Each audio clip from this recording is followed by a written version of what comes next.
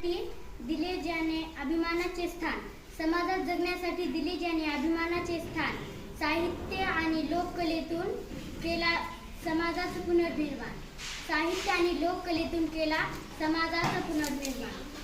सन्माननीय व्यासपीठ, वंदनीय गुरुजन वर्ग आणि माझे मित्रमैत्रिणींनो, सर्वांना माझा नमस्कार.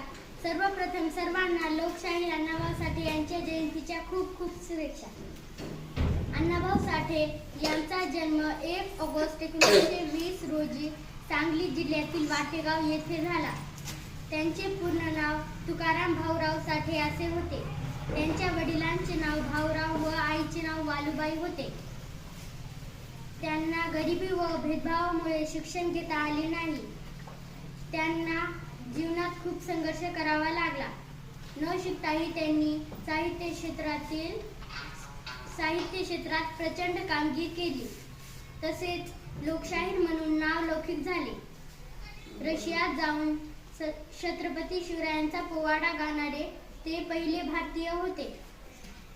अण्णाभाऊ साठे यांनी कादंबऱ्या, कथासंग्रह, पोवाडे, लावण्या यांची निर्मिती केली. त्यांच्या फकीरा या कादंबऱ्याला राज्य सरकारकडून सर्वोत्कृष्ट कादंबऱ्याचा पुरस्कार मिळाला. त्यांची मुंबईची लावणी व माझी मैना गावावर राहिली या लावण्या विस्मरणीय आहेत. भारताच्या साहित्यातील साहित्यरत्न शिवशाहीर अण्णाभाऊ साठे यांचे 18 जुलै 1969 रोजी निधन झाले. या थोर समाजसेवकास माझे कोटी कोटी प्रणाम, कोटी कोटी प्रणाम. एवढे बोलून मी माझे 2 शब्द संपवते. धन्यवाद. जय हिंद, जय महाराष्ट्र.